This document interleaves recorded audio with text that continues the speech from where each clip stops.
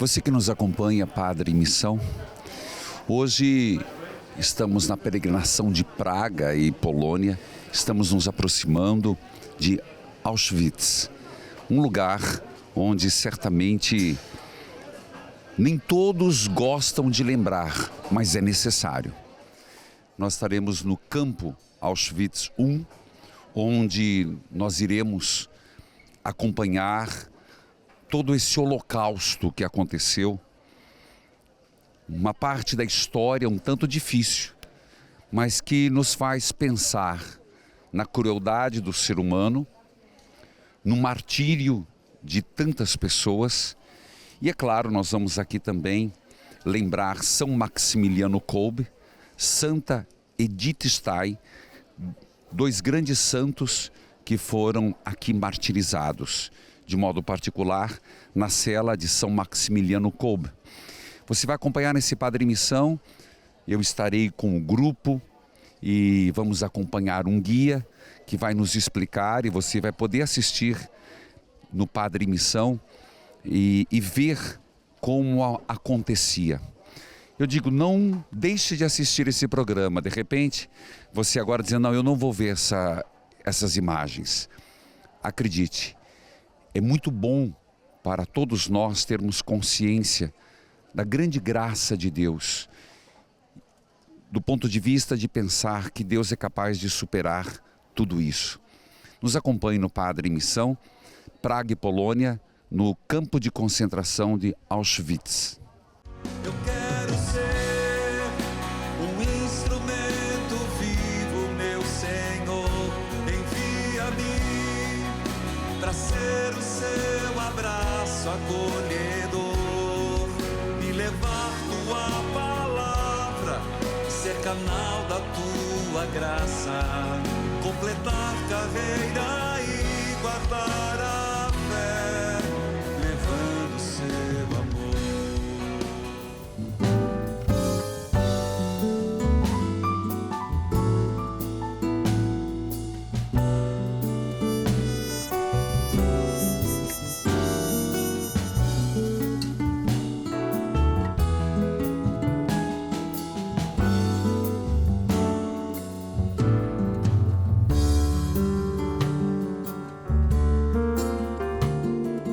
Nós estamos nos preparando para fazer a entrada em Auschwitz, e aqui nós vamos ver logo ali no portão uma frase que é contraditória por si mesmo, que diz ali: o trabalho liberta.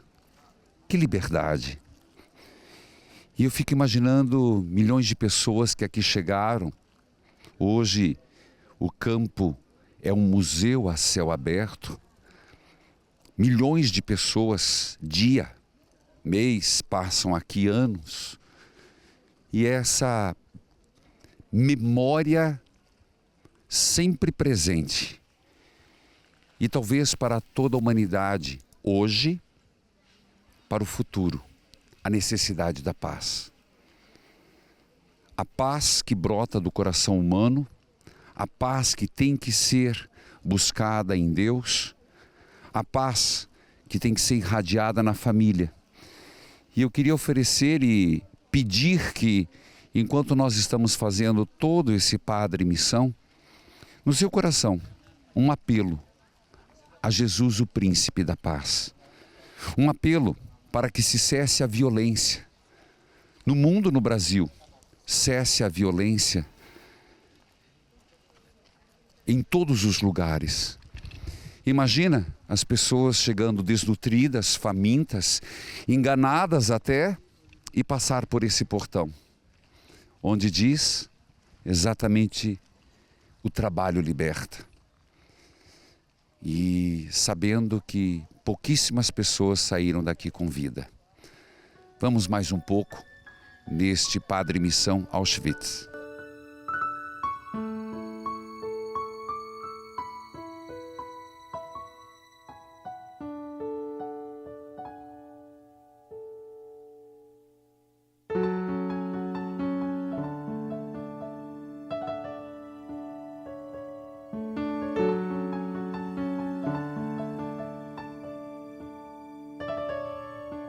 Nós agora já estamos aqui no campo de concentração e nós contamos com o nosso amigo Thomas. Muito prazer. Igualmente, muito bom dia. E quantos blocos são? No campo principal temos 28 blocos, 28 blocos que foram adaptados para esta função. Então, no período entre guerras, aqui foi localizado um quartel militar de um regimento do exército polaco. E depois o ocupante alemão se aproveitou das instalações já construídas. Não foi preciso fazer nada aqui. Se comprou só arame farpado, e isto podia funcionar como uma cadeia, como um campo de concentração. E o primeiro transporte chegou aqui no dia 14 de junho de 1940. Ano mais tarde, mulheres, e o extermínio começa neste lugar, a partir de março do ano 1942. Libertação, 27 de janeiro do ano 1945. Quando teve a famosa fuga suicida, não é verdade? Sim, foi verdade, mas também outra coisa importante é aqui. Então, amigos, este campo, que já sabemos, teve duas funções. Quando chegou aqui o primeiro transporte, ainda não falamos do Holocausto. Esta coisa começou depois da coisa conhecida, a decisão, solução final do problema judeu. Então, esta decisão foi tomada dia 30 de janeiro do ano 1942. Então, desde março de 1942, o extermínio começa exatamente. Primeiro foi um campo de concentração de trabalho forçado, é isso? Exatamente. E então, quando isso começou a funcionar, ainda não se fala do Holocausto. É interessante lembrar que nós estamos falando o campo de concentração, porque os nazistas queriam terra e plantações, por isso o trabalho forçado dos próprios.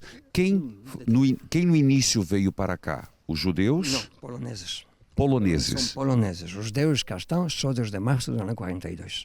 Antes, unicamente poloneses. Então, se deportou a este campo, nos anos 1940 e 42, aproximadamente 140.000 poloneses. Certo. E depois vem os demais. Depois vem, aqui encontramos cidadãos das 25 nações da toda a Europa. 25 nações da toda a Europa, como checos, húngaros, poloneses, russos, ucranianos, belgas, holandeses, daneses, assim. Depois nós vamos continuar para falar da seleção, mas isso é um outro momento. Vamos lá.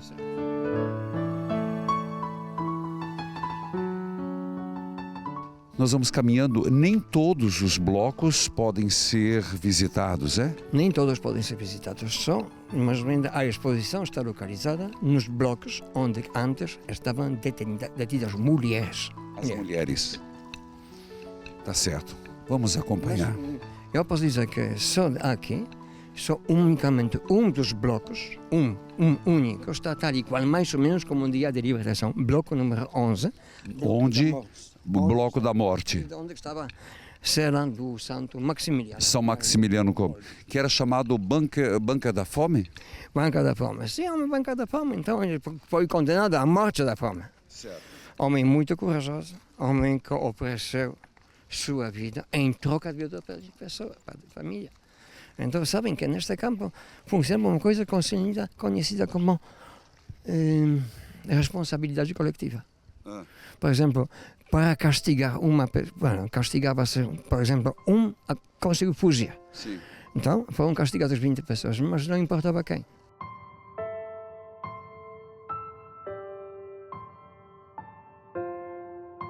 Se vocês observaram bem, nós estamos aqui, parece uma cidade, uma pequena aldeia.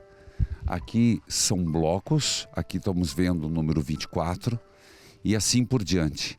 Lá são torres de vigia, é isso? Naquele lugar. Aí está, câmara de gás e queimador estão localizados aí. Depois é o câmara de gás e nós chegaremos na câmara de gás. E, de modo geral, nesses blocos, a grande maioria, homens ou mulheres? Mulheres estavam detidas nos blocos 1 até 10º, até 11.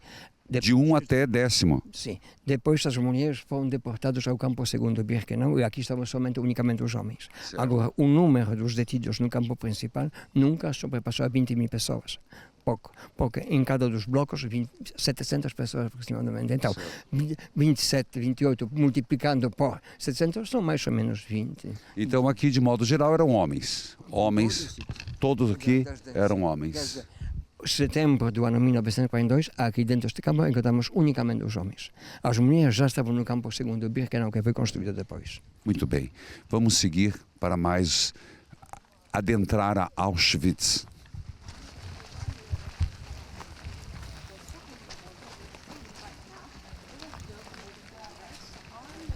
É impressionante como as pessoas aqui fazem uma caminhada silenciosa. É algo impressionante como o ambiente requer respeito. O ambiente requer meditação e reflexão. Isto de facto é um cemitério. É um cemitério. Olha o que diz o Sr. Thomas. Amigos, esta coisa não é só unicamente um museu que está funcionando já há 72 anos.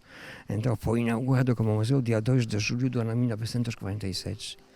Mas é um cemitério.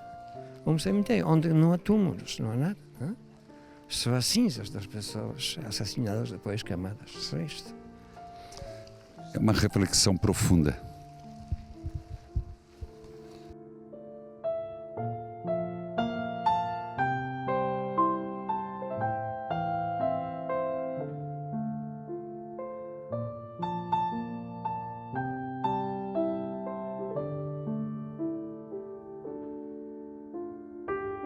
Estamos entrando no bloco 4. Como vê, é muita gente que está vindo aqui, porque é um bloco significativo e um dos mais difíceis. Evidentemente, nós neste bloco sabemos tudo isto que está dentro está preparado para fins da exposição. Fora é autêntico. O piso, o chão é autêntico. Estamos falando de um piso autêntico. Porque o campo foi localizado neste lugar. Chegamos num lugar onde é muito importante esse mapa, porque vai nos explicar por que esse campo, que são 191 hectares mais ou menos. Um segundo, sim. E por que aqui? Por favor, Sr. Thomas. Muita coisa, você vê isto muito bem no mapa, tá vendo? O campo está localizado no centro da Europa ocupada, então. Uma das razões é a sua localização cêntrica. Importante no ferroviário, importante acesso de comunicação e apenas estamos na zona industrial, onde foi aproveitada a mão de obra dos detidos. E aqui se vê nomes das cidades onde estavam localizados os guetos, de onde, aproximadamente desde março do ano 42, estão chegando os transportes dos judeus. Então, este campo põe mais grande centro os termos judeus europeus, não unicamente os judeus da Polônia.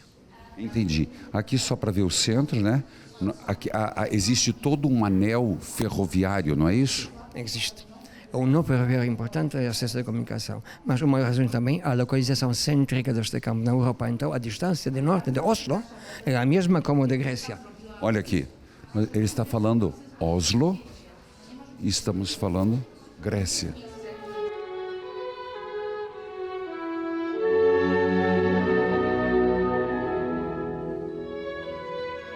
Aqui uma coisa importante, nessa urna estão a ver autênticos restos humanos.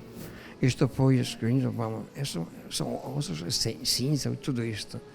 Então, esta urna nos simboliza um único túmulo posto em homenagem de 1.100.000 pessoas assassinadas neste lugar. Meu Deus. Senhor, dá-lhe o descanso eterno e a luz perpétua os ilumine. Fotos fortes, não?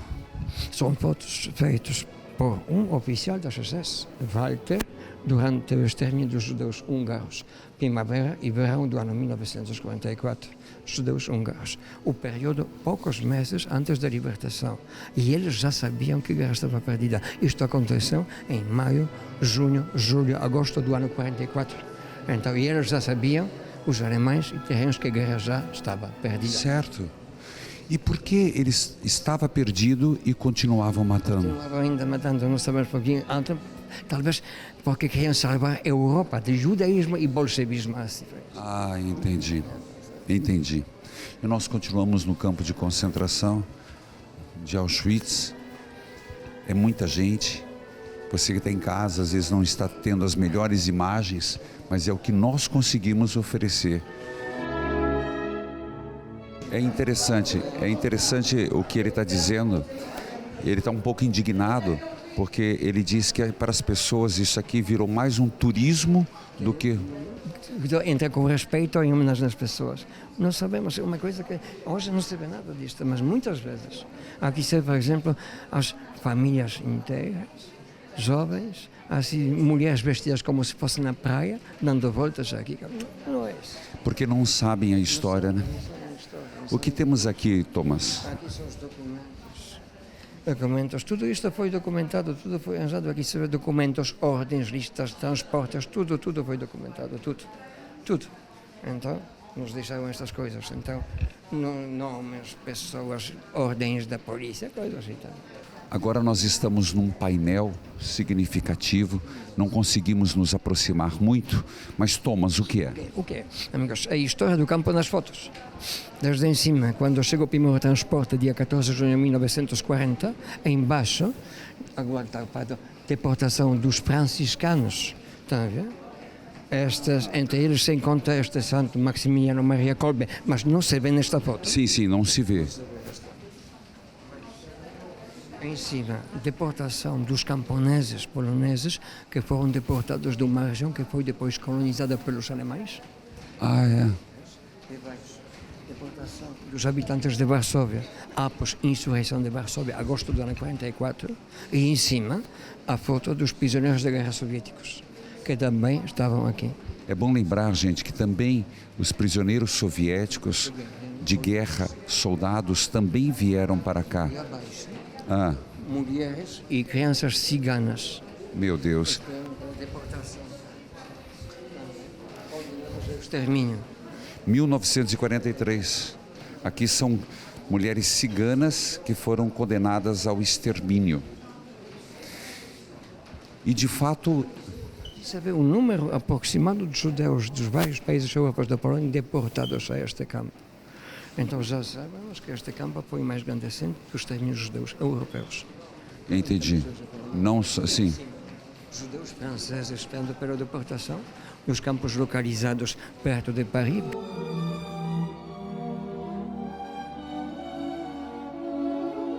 Então, as fotos feitas pelos alemães, eles mesmos registravam. documentavam o que passava aqui para eles. Mas aconteceu uma coisa interessante, quando o campo foi libertado, achamos aqui, entre outras coisas, os olhos negativos. Alguém dos oficiais deixou os negativos, as fotos. O interessante, gente, olha, eles... Por acaso, ou especialmente, não sabemos. Mas assim nos deixou autêntico documento. Entendeu o que aconteceu? Os negativos das fotos ficaram aqui.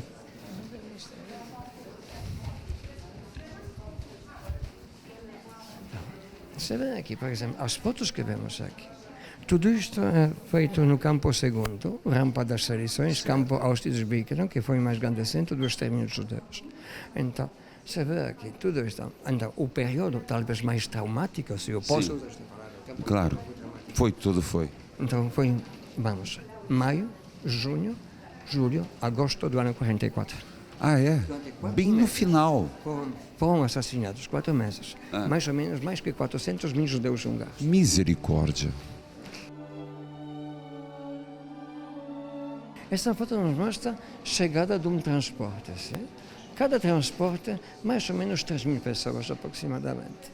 Se vê aqui em cima, à esquerda, a Câmara de Gás Queimatório número 2, número 3 à direita, quarto e quinto mais afastado da nossa. Aqui? É a Câmara de Gás Queimatório. Aqui? Aqui também. Sim. São 4 aí. 4, né? Mas outros 2 estão mais longe.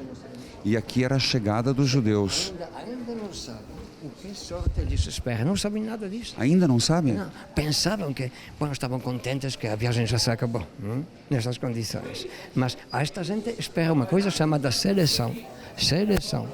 Seleção é isto. Preparação da seleção é esta coisa que se vê aqui.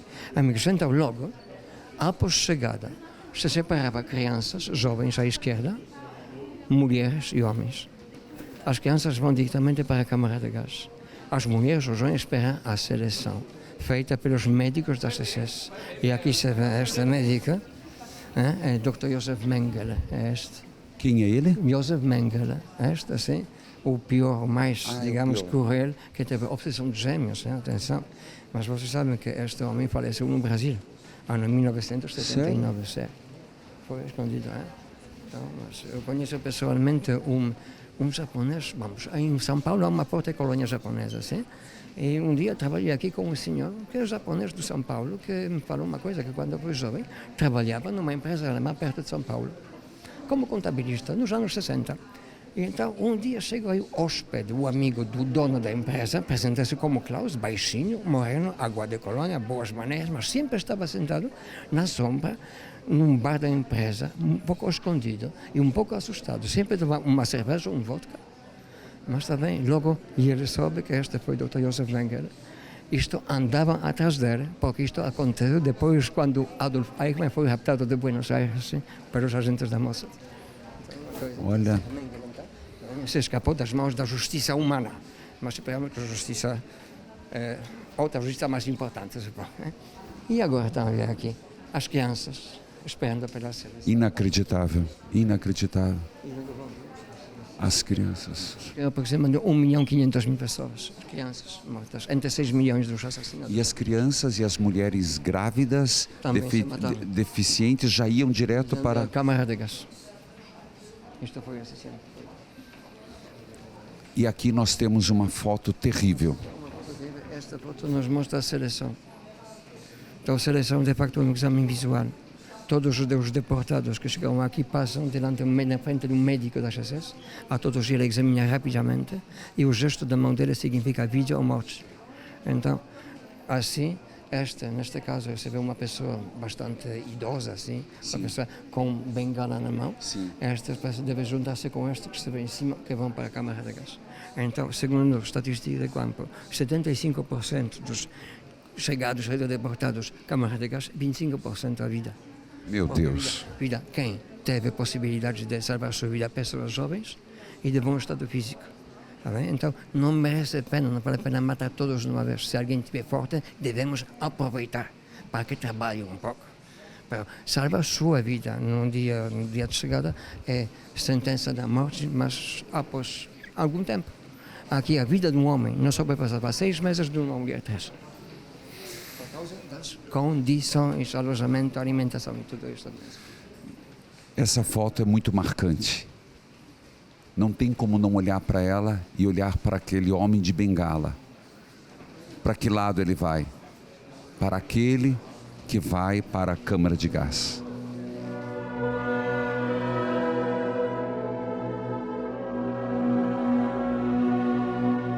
Thomas, ele fala enfaticamente, porque ele sente tudo isso aqui. E ele nos diz aqui, ó. Aqui está escrito: Caminho da morte. Crianças no caminho da morte. Essas crianças aqui não sabem. Ainda não sabem. Mas o caminho delas é a câmara de gás.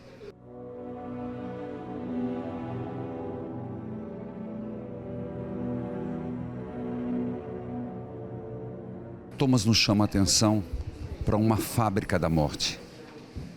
O que é isso? É bom lembrar que os refugiados, não, os deportados, eram em trem de carga de cavalo. Aqui é um trem chegando e aqui é um trem vazio. E este aqui são as malas, os pertences dos que foram trazidos. Porque eles traziam tudo, porque a versão oficial é esta, que vamos a um sítio onde vamos continuar a vida como até agora. Um outro sítio. Vai ter vida boa, traziam dinheiro. Então, e dinheiro, e roupa, e todos os bens. Então, isto é o exemplo da pilhagem, um roubo melhor organizado durante toda a história moderna. E parece ser interrupto, né? Chega um... Sim, na outra, parece ser interrupto. Então, sabe que esta fábrica também funciona praticamente sem interrupção. É a SS esta, né? SS, sim. Aqui nós temos uma parede. Aqui um mapa da chamada Zona Econômica do Campo de Concentração Auschwitz-Birkenau, 40 km². Então, quando tudo isto começou a funcionar, dia 14 de junho do ano 40, e eles mesmos não sabiam como isso vai ser depois. Isto desenvolveu-se com o tempo. Entendi. A guerra começou em 39 e 40 já começaram a pensar. E toda esta história, venham cá. começou aqui. Estamos aqui neste campo. Sim. Campo segundo foi construído e ainda depois Birkenau. Auschwitz-Birkenau. Lembrando que aqui, ele disse, não foi fabricado, já era um destacamento polaco, não é? Sim. Que foi aproveitado. Foi aproveitado. Então, quando chegou o primeiro transporte, ainda não se falava disto, também não disse.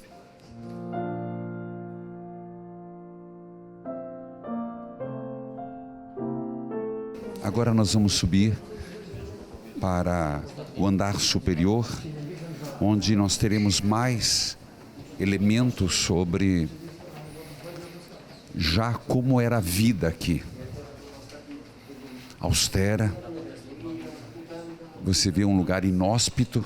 Aqui nós estamos entrando numa maquete de como era a câmara de gás. Mais uma vez, a câmara de gás, ela foi inventada aqui. Os americanos, Americanos. estadunidenses. Mas aqui se usava... Não, aqui se usava câmara de gás, o ciclo, vou explicar o que se usava nas câmaras de gás logo. Que é impressionante, gente. Mas tudo isso foi escolhido por acaso. Hein? Mas uma coisa importante, amigos, esta foto que se vê aqui. Venham cá. favor.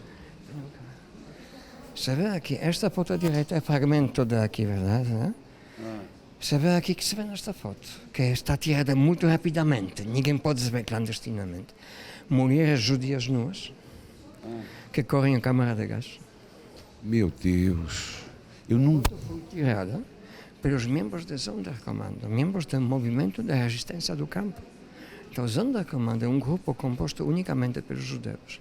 É gente que trabalha na câmara de gás nos crematórios. Então, este trabalho macábrico, como rapar o cabelo, buscar os dentes de ouro nos cadáveres, é feito pelos judeus. Então os próprios... Também, se podiam fazer isto, queriam também deixar para futuras gerações algum documento. Que nós como esta foto, mas a foto está feita muito rapidamente, porque ninguém podia saber o que estava feito.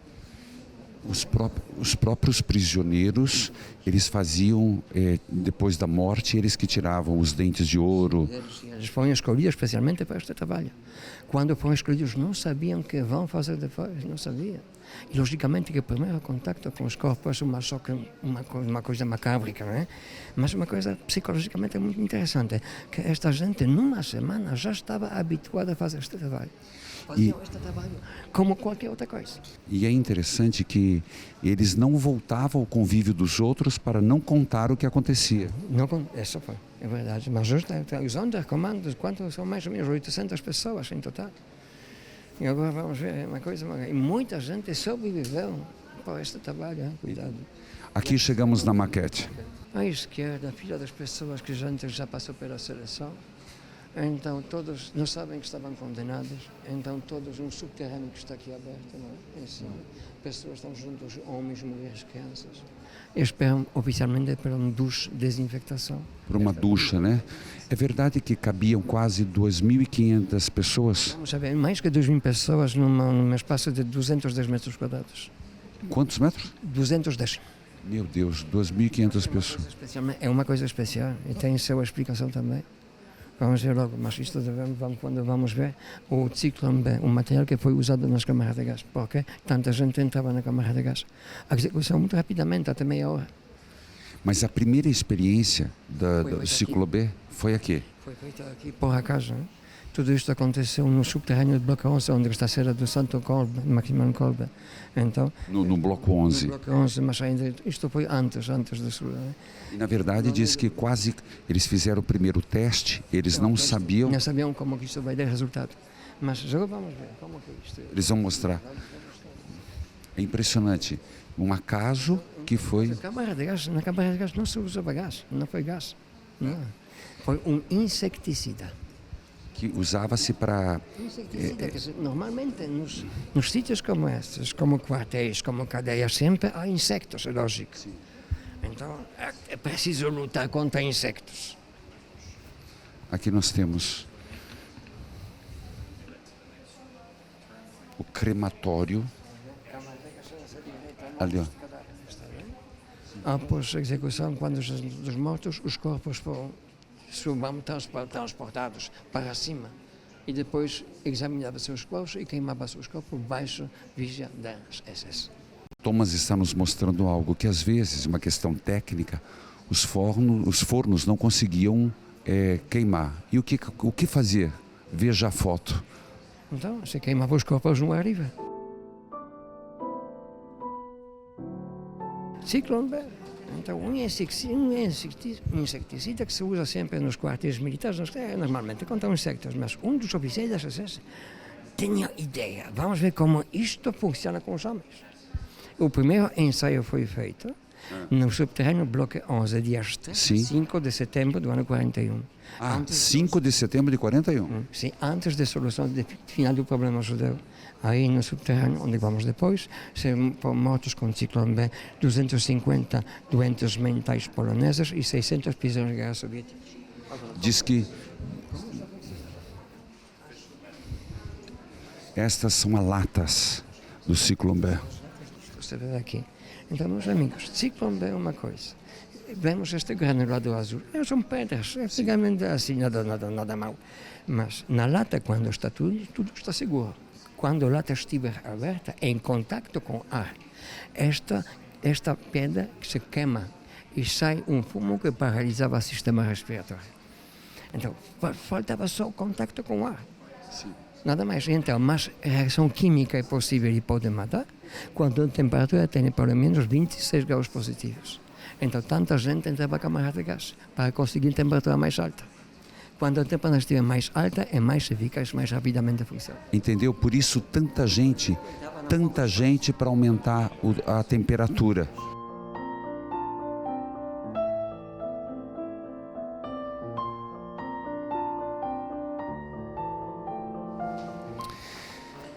Como diz Thomas, onde desceu a humanidade? É uma frase que deveria ser lapidar para nós. Estamos saindo agora deste bloco.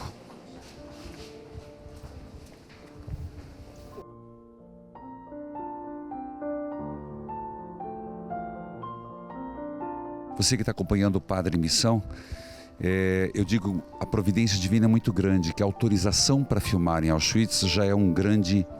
uma coisa praticamente impossível para conseguir. E agora, o grupo, você vê que a grande maioria está indo para um outro lugar e o Thomas está nos oferecendo conhecer um bloco que ainda pouca gente visita, o bloco 27. E o Thomas está explicando que, na verdade, a exposição que nós acabamos de ver, ela foi feita em... anos 60 do século passado. Do século... Nós somos do século passado. Mas ele diz que isso não está atingindo a pessoa. Não está, porque sabemos isto, o que aconteceu aqui, este tipo de exposição, explicava tudo isto bem às gerações que conheciam a guerra. Então, é verdade. As pessoas que conheciam a guerra entendem muito bem a exposição que vimos. Agora estão pensando uma nova forma de explicar o que aconteceu aqui. Que será mais interativo. Mais interativo, mais audiovisual, mais importante.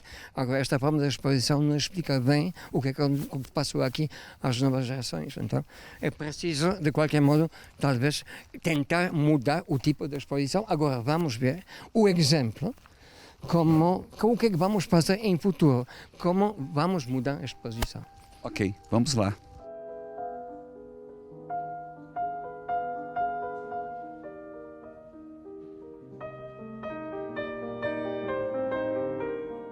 Viramos aqui em direção ao bloco 27 e Tomás nos disse algo importante deste bloco, por favor. Muito importante, numa alerta, num dia, isto aconteceu no fim do mês de julho do ano 1941, na placa que se vê aí, estava aí encostado a parede Padre Kolbe. E ele tomou decisão aí, quando estava, de oferecer sua vida, então havia outra pessoa. Então o seu martírio, o sacrifício começou aqui. Então vem, Coroinha, vamos mostrar aqui, ó. Mas nós estamos aqui no bloco 17 e aqui um pequeno registro nesta placa onde São Maximiliano Kolbe se ofereceu aqui para morrer no lugar de Francisco, não é? Gajowniczek, do Francisco Gajowniczek. Assim chamava homem, cuja vida foi salva graças ao sacrifício do Maximiliano Maria Kolbe. É bom frisar que ele estava nesse bloco, é isso? Não, estava aqui encostado, não estava. Sim, porque um fugiu e foi decidido que 10 seriam castigados. Toca o sino e eles passam uma noite no frio, não é isso? Fome e frio. Mas o padre Kolbe foi condenado à morte de fome. Foi condenado à morte de fome, então. Não, para a escolha. Eles passam, porque era assim, eles passavam a noite inteira aqui no frio, se estivesse chovendo, até decidir o que vai fazer como punição. Exatamente. Assim. E aí foi quando o soldado passou e escolheu Francisco. E aí teve muita coragem, hein? É preciso ter muita coragem, um homem muito corajoso dizer uma coisa como esta. É preciso ter muita coragem. Agora não percebemos isto. Tenho família para cuidar. Tenho família. E eu lhe disse que eu não tenho ninguém neste mundo. O Kolbe disse assim, este homem ganhou 25, teve família, para ele vai cuidar dela então. E eu posso oferecer minha vida em troca da vida desta pessoa. E impressionante porque você tem que pensar que é uma vida no meio de muitos que morreram. Entenda bem. Maximiliano entende, se eu salvar uma vida, eu estou sendo a exemplo de Jesus Cristo.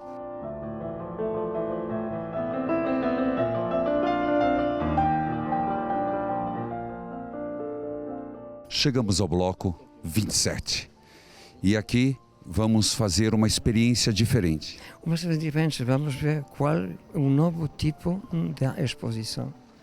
Então, isto que vamos ver aqui é o exemplo de como vamos mudar a exposição no futuro. Então vamos lá.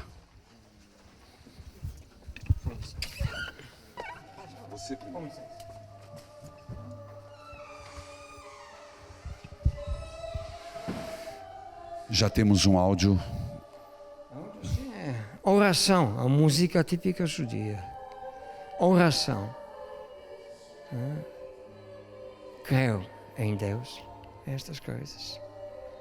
Vamos ver aqui a vida dos judeus na Europa antes da Segunda Guerra Mundial, depois preparação do Holocausto na Alemanha e afinal Holocausto. Misericórdia. Acredite, Deus, oração. Acredite na oração. Parece uma coisa estranha. Nós estamos entrando numa experiência sensorial. É uma proposta interessante. Esta é a vida deles. As imagens que você está vendo são de familiares, famílias. Eles estão mostrando os judeus como eles viviam e de uma forma muito harmoniosa. Ninguém deles pensava o que vai acontecer depois. Nem foi previsto, não pensava neles. É uma coisa praticamente impossível. Praticamente foi impossível. Thomas nos chama a atenção, esse aqui é o mapa da Europa, com o número de judeus e, atenção, por que o campo de extermínio aqui? Veja um detalhe, na Polônia... 3.250.000 cidadãos nesses foram de origem judia. 10%. E desde o século XIV, né? Sim, desde o século XIV eles estão aqui sem estar perseguidos, foi um refúgio. Nos outros, bem menos.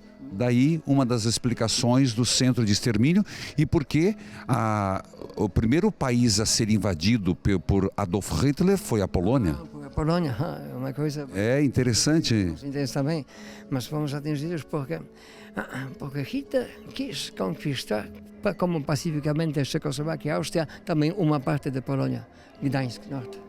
E nós não estamos de acordo, aí começou a guerra.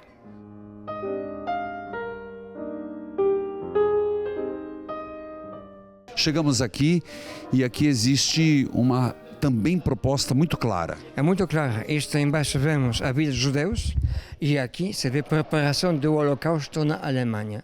São discursos dos chefes do Estado alemão, do partido nazista, que nos estão falando dos judeus. Atenção. É uma coisa, vamos ver agora as fotos, uma coisa, vamos coisas filmadas, atenção. Olha. Isso na Alemanha? Isto na Alemanha, sim. Nos anos 30.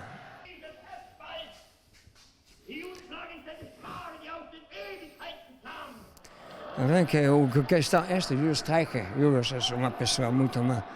É um bandido, não vale a pena falar dele. Esta é a voz de Hitler. Voz de Hitler, escutemos.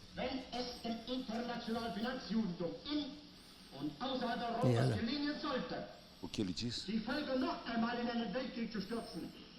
Dann wird das Ergebnis nicht die Bolschewisierung der Erde und damit der Sieg des Judentums sein, sondern die Vernichtung der jüdischen Rasse in Europa.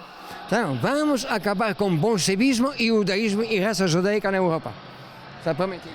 No discurso oficial no parlamento alemão Reichstag antes do começo da guerra. Preparação do Holocausto. Já foi decidido. Me perdoe uma... Isto não é uma guerra mundial, é uma grande guerra racial. Deixamos agora aquela sala. Vamos ver uma coisa, deixamos esta, agora vamos ver. Está tudo preparado, está tudo feito, agora o começo do Holocausto. O começo do Holocausto. Chegamos aqui. Número de judeus que viviam na Europa antes da guerra. Certo. A geografia do Holocausto. Geografia, desculpe. Certo, sim. Esta palavra, você vê os campos de extermínio localizados unicamente aqui na Polónia.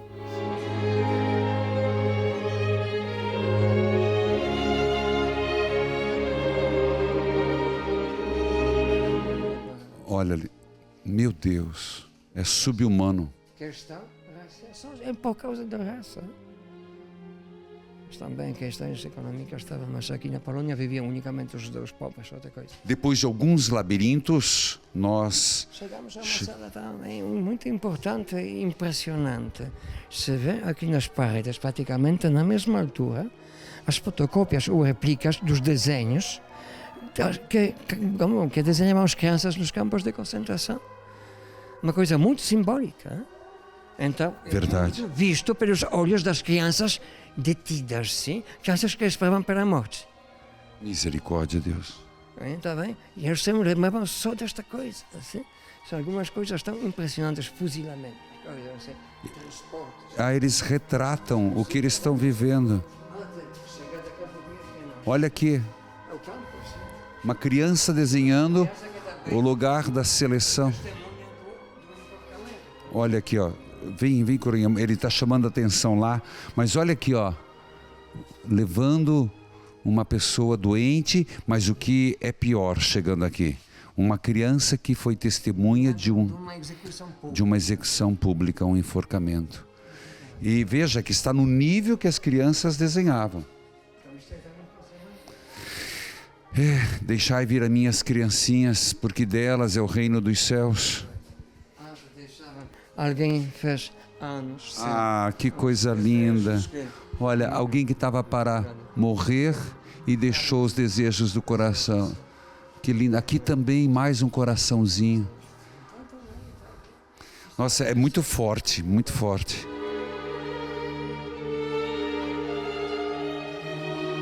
Estamos chegando ao final, mas ainda nos reserva algo surpreendente. Tomás nos chama a atenção, um livro dos mortos, dos assassinados. 16 mil páginas e 4 milhões de nomes e sobrenomes em ordem alfabética. Judeus assassinados nos todos os campos de concentração do extermínio nos guetos. Primeiras páginas são brancas. Em nome dos desconhecidos, não conseguimos conhecer nomes de todos. Mas logo depois, estas páginas brancas nos simbolizam mais ou menos 2 milhões de desconhecidos. Outras páginas, já com nomes, são em ordem alfabética. Tomás estava contando que uma judia do Chile... Não, de Costa Rica. Costa Rica. Chegou cá e encontrou aqui, ano passado, o nome de seu avô, que foi assassinado aqui neste sítio. Mas após umas horas de busca, porque acontece muitas vezes, nomes e sobrenomes são iguais.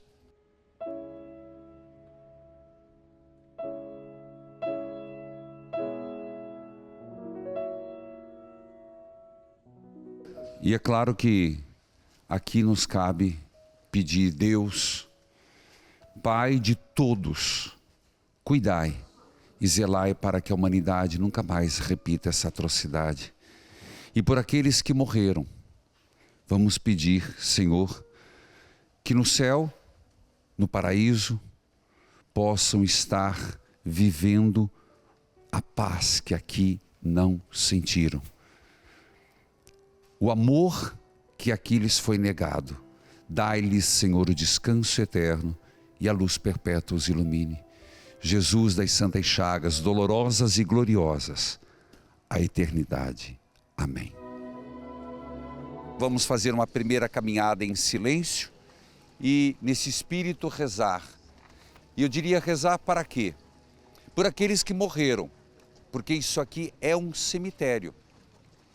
É um cemitério sem corpos, porque foram incinerados. Pedir para aqueles que morreram. Pedir paz no mundo, para que jamais a humanidade volte a fazer tamanha atrocidade. Pedir pela paz no mundo, pedir pela paz no Brasil.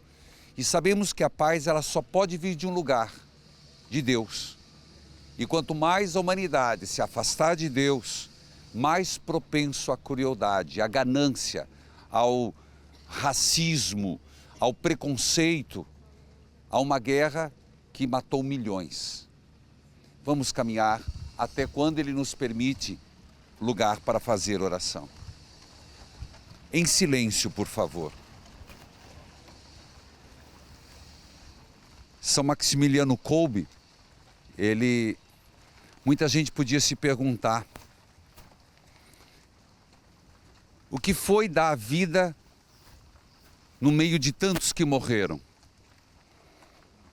Foi alguém que entendeu que salvando ao menos um, ele estava salvando a família. Ele estava salvando, não importa a quantidade, o bem que ele estava fazendo. Eu acho que isso para nós serve como uma grande lição. Não é a quantidade. O bem que fazemos a uma pessoa é o suficiente. Vamos rezar pela paz no mundo. E vamos rezar pela paz no Brasil. Vamos pedir que Deus não deixe de tentar conduzir o seu povo. Você sabe que Bento XVI é um dos homens, Papa Bento XVI, mais cultos do nosso século. Eu diria do século XIX e do século XX. E ele veio aqui. E ele parou e disse o que muita gente, ainda nós não fomos nas câmeras de gás. E ele perguntou, meu Deus, onde estava Deus quando tudo isso aconteceu? Essa frase foi muito mal compreendida. Muita gente, será que Deus dormiu? Não. O Papa está dizendo, onde estava Deus no coração, na humanidade? Onde estava o homem em relação a Deus? Pelo sinal da Santa Cruz, livrai-nos Deus, nosso Senhor, dos nossos inimigos. Eterno Pai, eu vos ofereço as santas chagas de nosso Senhor Jesus Cristo. Meu Jesus, perdão e misericórdia.